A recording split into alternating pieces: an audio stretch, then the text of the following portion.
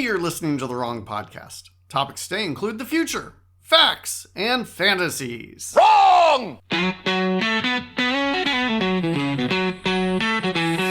the wrong podcast, but we'll make it right. Spinning the world in a whole new light. Witty, wild, and a little askew. And the one who's right, it might be you.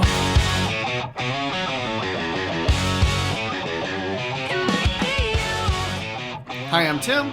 I'm here to talk about politics, culture, religion, sports, and anything else you're not allowed to talk about in polite company. Issue number 1! Ladder, dude. Hey, I've got some updates about the LDS Church, conventionally known as the Mormons, or should I say what's happening within Mormonism.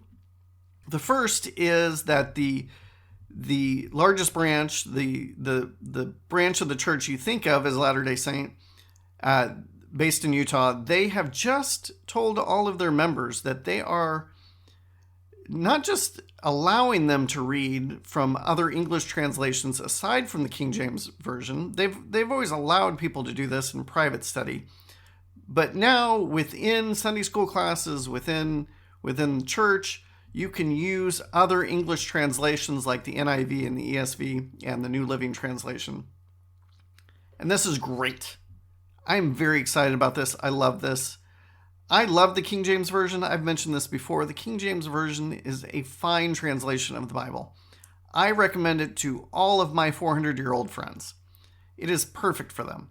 It was written in a very easy to understand version of English for everybody who read and spoke English 400 years ago. But that is not the version that we speak today. The Bible was meant to be read by people, by normal people. You didn't have to have a high education to really understand what's going on with the Bible. It helps. No doubt it helps. But it's meant to be read in a language that you speak and understand. And I think that the LDS Church asked their people, why don't you read the scriptures more often? And they said they're hard to understand. And in other non-English speaking places in the world, they have modern language versions of their scriptures, including the Book of Mormon and the Doctrine of Covenants. As an evangelical, as somebody who would like to see some theological reform in the LDS Church, I'm very excited about this because I think that Latter-day Saints who want to read the scriptures are going to be drawn to the Bible as opposed to their other scriptures, because those other scriptures, the Book of Mormon and the Doctrine and Covenant and the Pearl of Great Price, they were written in the 19th century when they weren't speaking King James English, but they wanted to mimic the Bible, so they tried to approximate what they thought King James English was, and did it not all that well. And so it's very hard to read.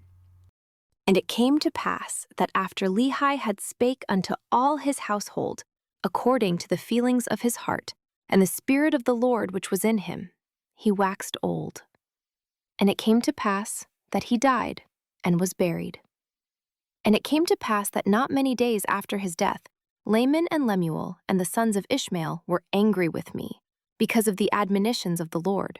For I, Nephi, was constrained to speak unto them according to the word. For I had spake many things unto them, and also my father before his death.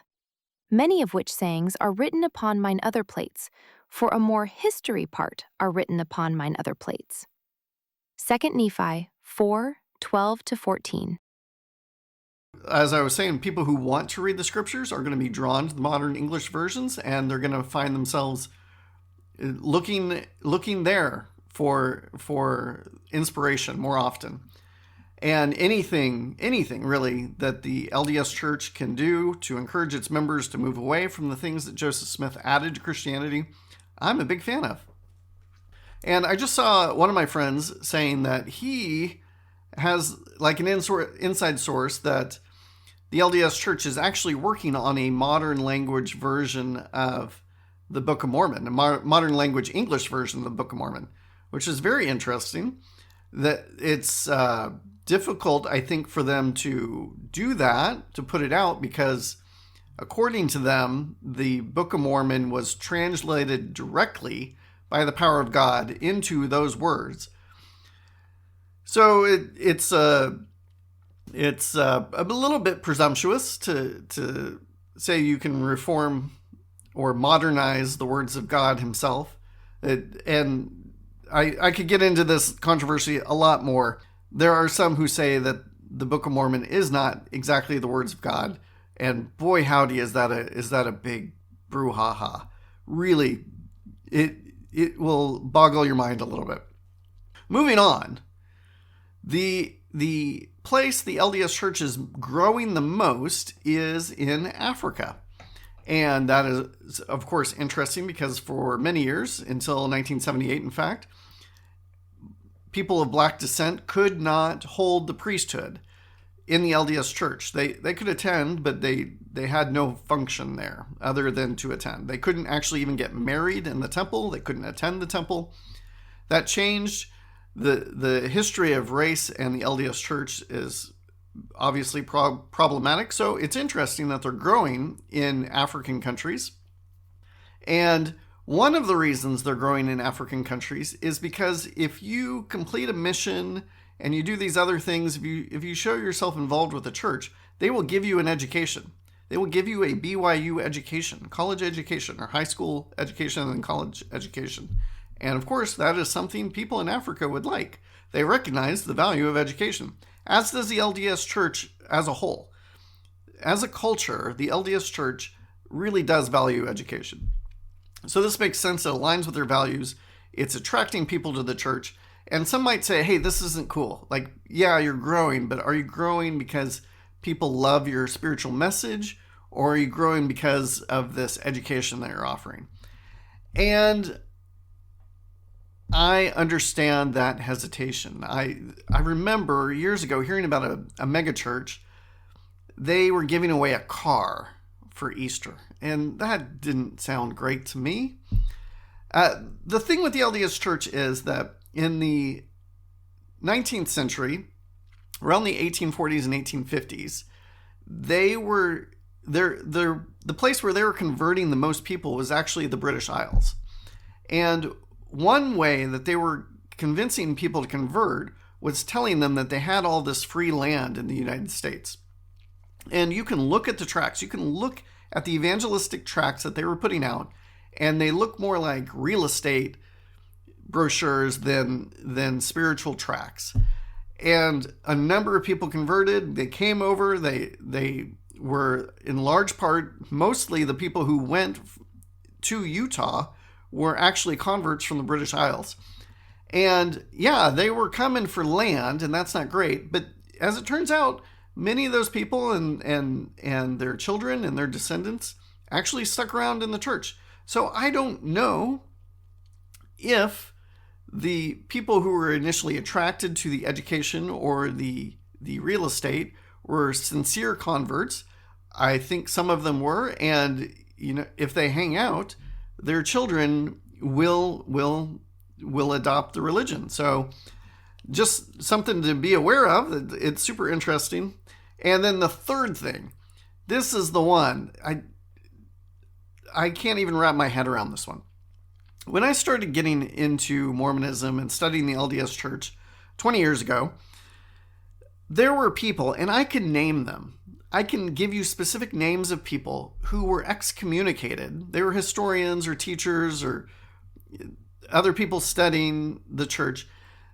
These people were excommunicated from the church because they said that Joseph Smith practiced polygamy, that he instituted the doctrine of polygamy, and that he was practicing it in secret, in large part in secret, and he married up to 36 wives. And saying this out loud in the LDS Church and the Mormon culture would get you excommunicated. They would kick you out for this because this would disrupt people's faith. People have a hard time with the polygamy doctrine. They know it existed. They know it's part of their history, but a conventional story about how polygamy arrived in Mormonism is that they were being persecuted in Illinois, in Missouri and Illinois, and they fled to Utah, and as they were going, a number of men passed away. And when they got to Utah, Brigham Young instituted polygamy to help all these widows. And I always have to ask, is marrying these women the best way to help widows? Do you have to marry them? Do you have to have 60 plus wives as Brigham Young did? It seems like there's other ways to help widows to me, but that was the story. The problem with that story is it's not true. It's not true at all. And over the years, the LDS Church has grappled with this because the internet is pushing that information out, and they have just come out and fully stated that Joseph Smith indeed was a polygamist. And I believe they've published a number. They have their own number now. And this is something in the past, if you looked at their website, if you looked to see how many wives did Joseph Smith have, they would say one, and it was Emma. That was his first wife. And now, published by the church itself, is the number 36. They're saying 36 wives of Joseph Smith. And I could really get into the weeds on this one. I'm going to avoid doing that because I want to get to something else.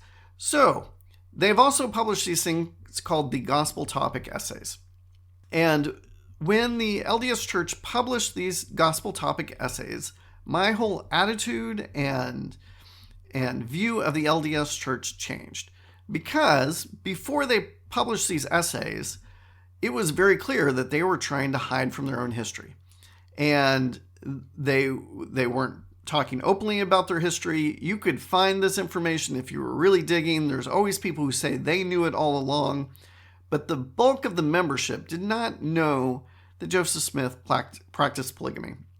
And they don't know where the ban on blacks in the priesthood came from. There's other things like this. The Mountain Meadows Massacre, for example, Brigham Young's involvement in that.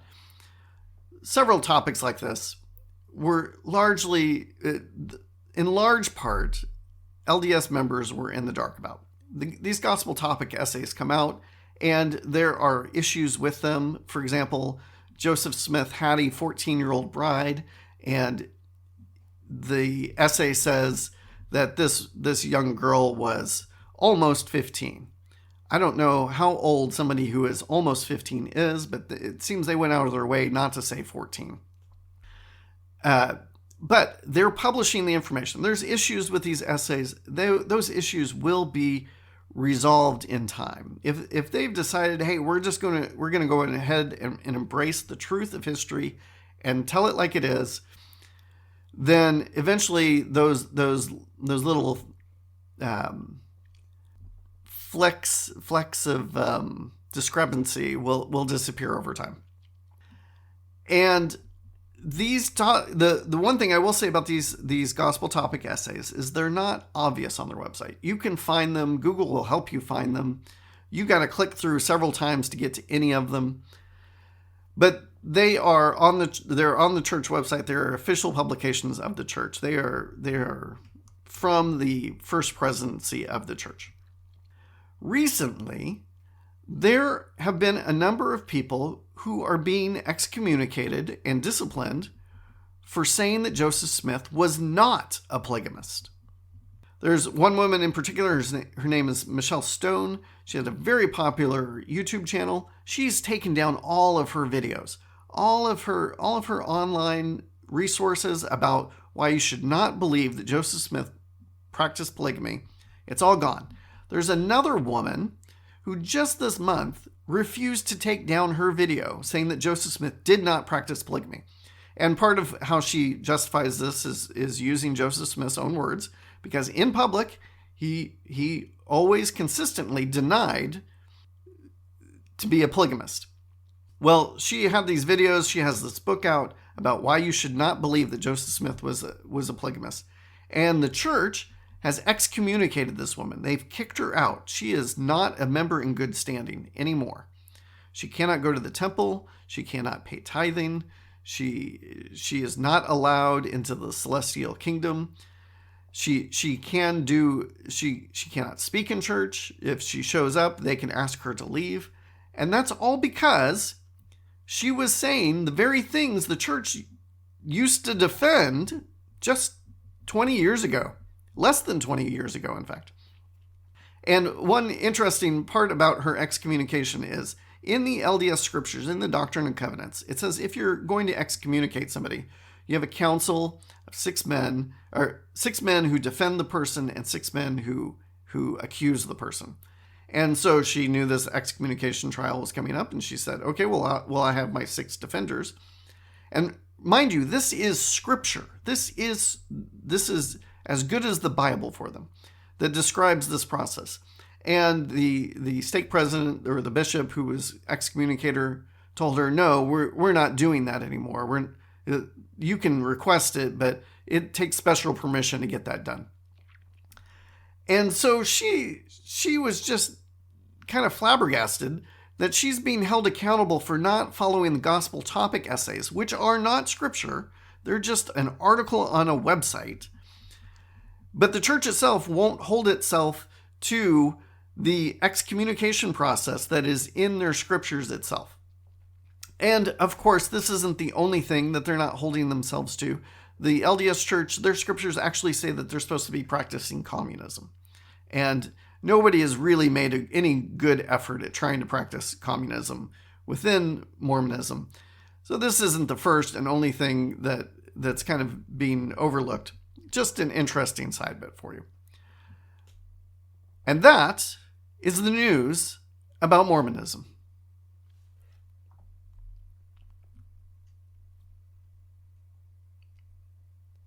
Issue number 2, election fraud.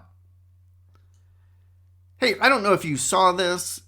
Some of my friends who were deeply invested in Donald Trump and the 2020 election conspiracies, they for sure know about it.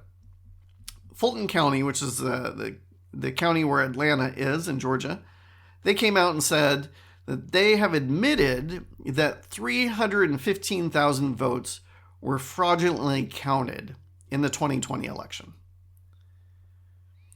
And some people are saying, hey, if those were fraudulently counted, that means an illegal election was certified by the United States.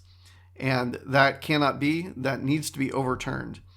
And before I get into the details of this, I just want to remind you of one thing. And that one thing is Arizona. There were 5 states that were swing states in the 2020 election. One of those states was Georgia. Another one of those states was Arizona. Arizona had a full hand recount. They brought in these people that were very, very warm and friendly to Donald Trump, very sympathetic to Donald Trump. They were hired to do a hand recount of every vote in Maricopa County, perhaps the entire state, but at least Maricopa County, which is where Phoenix is, and where the bulk of the votes for a presidential election are cast. And this hand recount showed that the count was wrong. Joe Biden actually won more votes in Arizona than originally declared by the state. Donald Trump lost Arizona. Donald Trump had to win all 5 swing states to win the election in 2020. He had to win all 5, including Arizona. This hand recount by people that were done by people who were sympathetic to Donald Trump declared that he lost Arizona. So it doesn't matter what happens in any of the other 4 states. He lost Arizona. He could not win the election without winning Arizona. Now, let's go back to Georgia. There were 315,000 votes fraudulently counted in Fulton County. And this, when you look into the details of it, it's a lot less interesting than the hot take that you'll see on social media. The headline looks like fire. It's a headline on fire for sure. But the details, well, they're not all that exciting. And I'm going to do my best to explain this to you. This will not be boring because I am telling you how this is. But in lesser hands, this would be very, very boring. Okay, so Georgia has early voting. And let me just say from the get-go, I'm a little bit apprehensive about early voting. I don't love early voting. Some states do it because they want to give people extra opportunities to vote. Georgia does it like a month in advance. I think if you're going to have early voting, it could be like a couple of days in advance. Not everybody is available on election day. It makes sense to me to give people an opportunity. But a month worth of early voting, that seems a little weird because stuff happens in that last month. That's just, I'm just giving you a bias about from me about early voting. Georgia has early voting. And when people came to vote early in Georgia, they would show up and they would show their ID and they would get checked in. And somebody who looked at their ID to verify their identification, verify their signature, would count them as a person who checked in. So they had a tally of people getting checked in. Then the voter would go to a Dominion voting machine. You've probably heard about that and the controversies about voting machines. And they would fill out their ballot on this machine. The machine would then print out their ballot, which they could review to make sure was correct. They would then take their printed paper version and they would give it to another election worker who would scan it in. And this would be counted in a second tally of ballots cast or ballots scanned. Okay, so you have two counts. One count for checking in, one count for ballots scanned. The idea of this is that they want to make sure that the number of people checking in is similar, if not exact, to the number of ballots scanned. The number of ballots scanned should never be more than the number of people checking in. Should make sense to you, right? This is good. This is election integrity. We're all about this.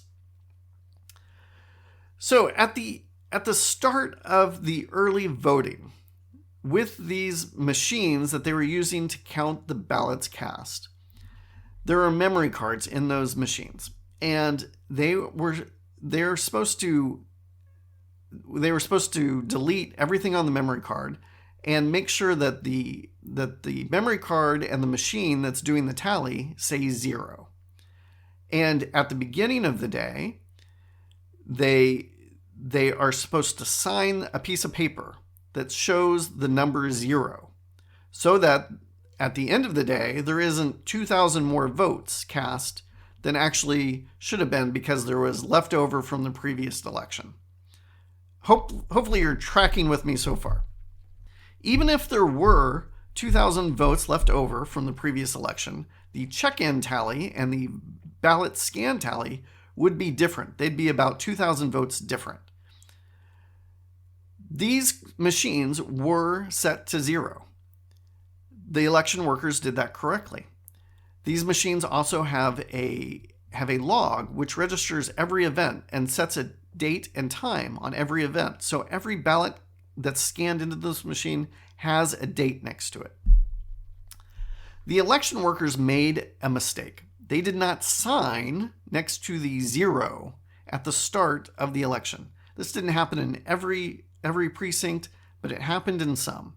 And it ended up affecting 315,000 votes, because if you didn't put the signature on 0, then all the other votes that came in on those machines were done, I guess the word is illegally or incorrectly. So, does that mean that Donald Trump won in Georgia? No, it doesn't. It means somebody made a paperwork mistake and didn't sign in the proper place. They should have signed in that place where it said 0. They didn't. We can go back and check every single ballot. We can go through the logs to see what date each and every one of those ballots was scanned. And in fact, Georgia did all of that. They did a hand recount because Donald Trump asked for it. He asked for a hand audit. They did that. They went through all the ballots themselves. They verified that the number is correct. Something went wrong.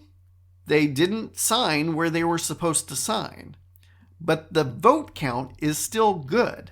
Are you tracking with me? Are you tracking with me? We could trek if you want as well. Big fan of national parks. Trekking is good. But the point here is for you to track with me. So this is kind of a nothing burger.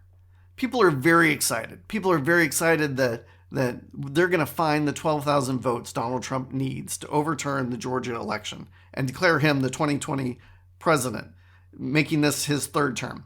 It's not going to happen. We still have all of those records. We still have all of those ballots. You can still go and count them again if you want to. You will find that the number is correct.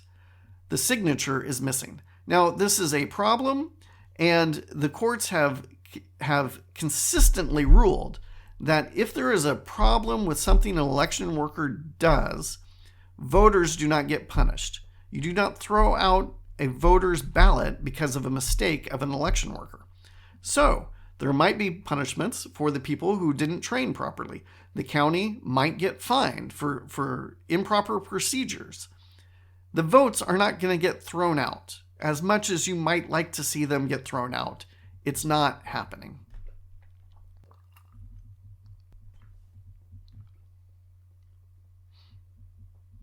Hey, it's time. What are the rules? Oh, what are the rules? What are the rules? Don't touch my fries or my garden tools. Oh, what are the rules? Yeah, I got my quirks. Follow them closely and I promise it works.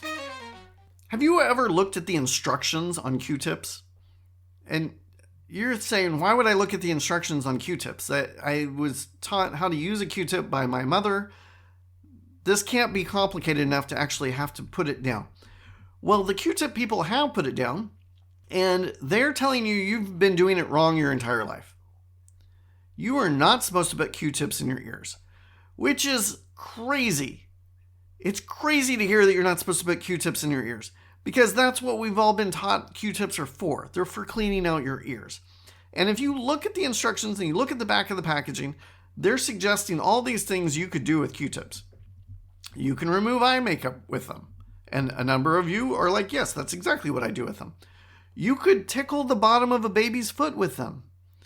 You could use them for arts and crafts as a cheap paintbrush. The one thing you're not supposed to do is stick them in your ears. And what's really crazy about all of this is that if we all stopped sticking Q-tips in our ears, the Q-tip people would go out of business. They would lose 90% of their business easily. So they're stuck in this weird place where they've got to tell you not to do the very thing that they're selling you the product to do. It's like if Marlboro, that's hard to say, by the way. Just think about it. It's like right up there with rural juror. Rural juror from Marlboro. If they told you, hey, you know what cigarettes are great for? They're great for lighting candles. What? No, that's not what we're buying cigarettes for, and that's not what we're buying Q-tips for. But that's the rule. Keep it out of your ears.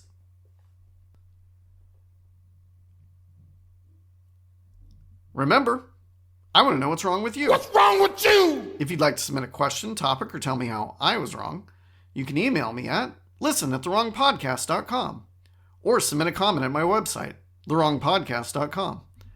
And help me spread the wrong message. If you like what you hear, share it with your friends. Now it's time for my favorite part of the show. I was wrong. I was wrong. Oh, oh, oh, I was wrong.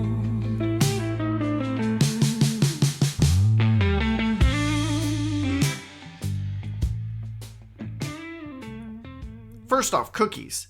People had lots to say about cookies.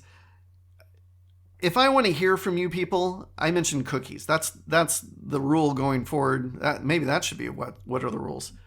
You guys love to talk about cookies. Okay, next off, listener Brian. He is way behind. He is not listening to this when you are listening to it. He's listening to it months later.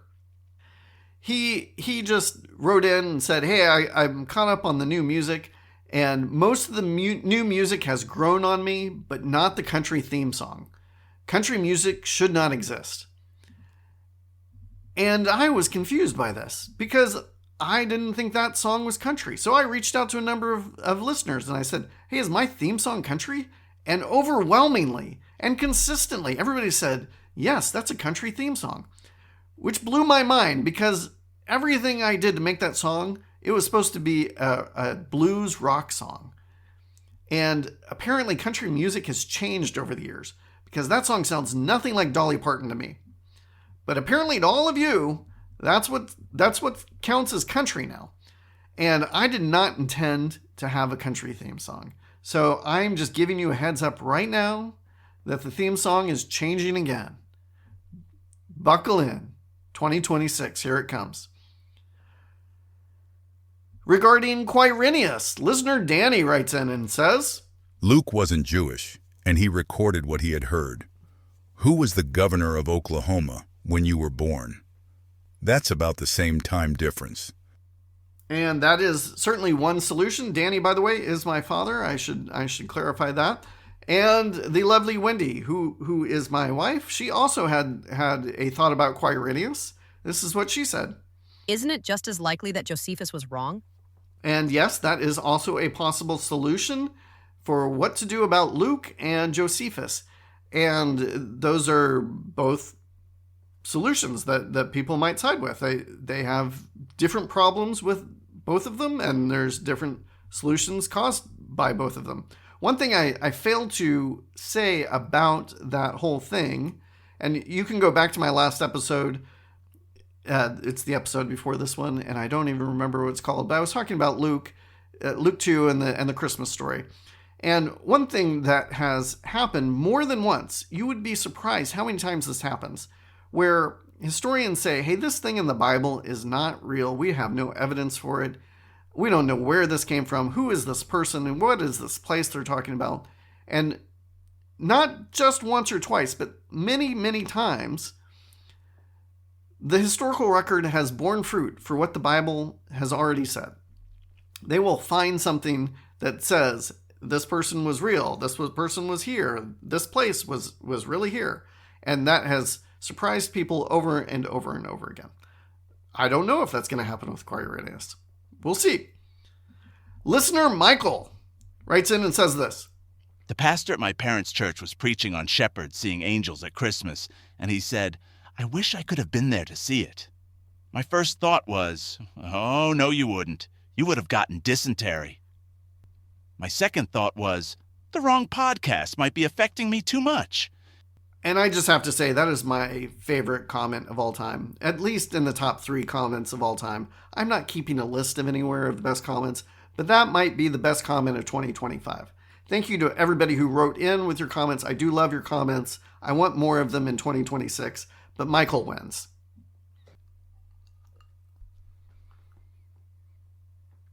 Issue number 3, do better. So at the end of last year, I made a number of predictions, and we're just checking in to see if I was right or wrong about those predictions. There is a very popular sports radio personality named Colin Cowherd. He does this bit called Where Colin Was Right and Where Colin Was Wrong. And if you listen to Colin at any length of time, you might notice that Colin never actually mentions where he was wrong. It's kind of weird, but that's not what's going on here at The Wrong Podcast. We embrace wherever anybody is wrong, including me. So here are 3 predictions I gave at the end of 2025. Joe Biden will die before the end of the year. Wrong! And just checking on that right now, and it appears Joe Biden lived all the way through New Year's Eve 2025. So, completely wrong. I got it wrong. My bad. Second one. There will be an end to the stalemate in Ukraine. Wrong!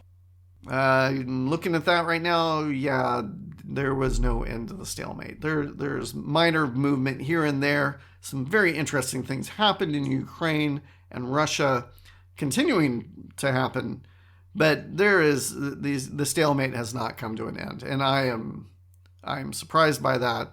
It's tragic. It's actually sad that people are still dying. And then the third prediction was, there will be a rift between Donald Trump and Elon Musk.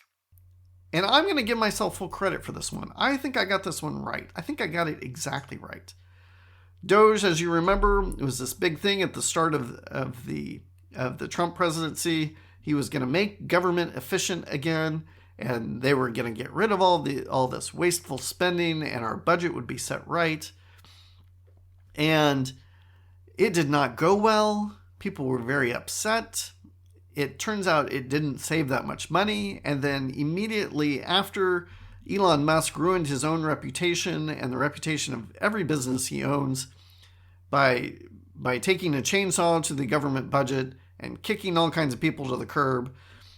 Donald Trump and the Republicans in the House and Senate passed a bill that actually spends more money than was being spent the year before under Joe Biden. So whatever Elon Musk was saving us was totally spent, was overspent. Donald Trump and his one big beautiful budget bill spent even more money than Elon Musk could hope to cut. And they had a falling out, and as Elon Musk was leaving, he said, "By the way, everybody, Donald Trump is in the Epstein files." And it turns out Donald Trump is in the Epstein files, and Donald Trump has gone out of his way to make sure that we do not see what's in the Epstein files. And that is kind of been one of the big stories of the year, at least the end of the year, that Republicans grew a spine and voted to release the Epstein files despite Donald Trump's objections to it. I don't know if anybody's going to jail because of it, but that happened. And Elon Musk and Donald Trump, they kind of got back together again after Charlie Kirk was assassinated at Charlie Kirk's funeral. I think they tried to mend bridges or bury the hatchet or some other idiom. But I'm still giving myself full credit for saying that there would be a large rift between Donald Trump and Elon Musk. Okay, so for 2026, I am undeterred. I got 2 of the 3 of those wrong, but I am not scared. I will stand in and I will give you new predictions for 2026. And you can put these down. Go ahead and pull out your Google Calendar. Go ahead and put this down for December 31st, 2026. The wrong predictions. Did I get these right or did I get them wrong? We're back. Ready for round 2. First one is kind of an easy, it's a layup. Democrats will take control of the House of Representatives in the upcoming election in November. And possibly the Senate. If people are really, really pissed off at Donald Trump, it's possible that the Democrats take control of the Senate. But for sure, they're taking control of the House. Second thing. Oh, about that, before I move on to the second thing, Texas, they did this whole redistricting thing so they could get more seats, more Republican seats in the upcoming election. They gerrymandered, and this might even backfire on them because to gerrymander, you have to take some of your voters from your strongest districts and move them over into the districts that you weren't winning. And so whereas you might have been winning by 10 in all your districts, you're now winning by 5 in all the districts, just as an example. And 5 is less than 10. And if there is a big swing against Donald Trump, well, those Republican districts, and some of them weren't going to win by 5, they were going to win by 1 or 2, they might still swing towards the Democrats. Second prediction. The second prediction is that the United States will invade Venezuela and depose Maduro, the socialist dictator there. Just kidding. I'm recording this after it happened. I'm not taking credit for that. I wish I could. But I actually think that the government in Iran will fall. That's my prediction for 2026. And I don't know how the United States will be involved in it, but a couple of weeks ago, their president declared war on the entire world and said they're in total war with the West or something like that. And that doesn't seem like good news for any government, really, when the leader has to declare a war on everybody. He's trying to distract everybody. He's trying to give everybody a common enemy. And already there's protest and things happening in Iran. That might happen quickly. As the saying goes, bankruptcy happens slowly and then suddenly. And then the Supreme Court, this is my third prediction, the Supreme Court will affirm birthright citizenship. This is also, shouldn't be a layup, shouldn't be all that controversial. It'd be nice to have that settled. And the fourth thing is that you're going to hear a lot more from parents and lawmakers that phones and AI need to be regulated. And schools need to be phone free. I think that's already happening in many, many states and many school districts. That's going to be a bigger and bigger deal this year. People are going to say, hey, phones haven't been helping our students at all.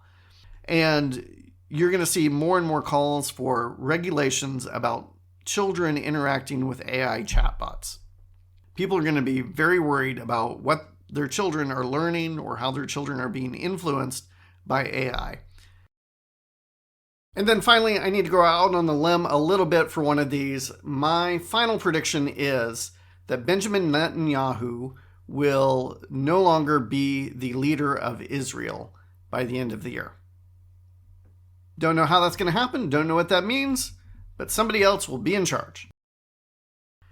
And those are my predictions for 2026. But I could be wrong. If you think I am, let me know, and let me know why. I had fun and I hope you did too. Bye.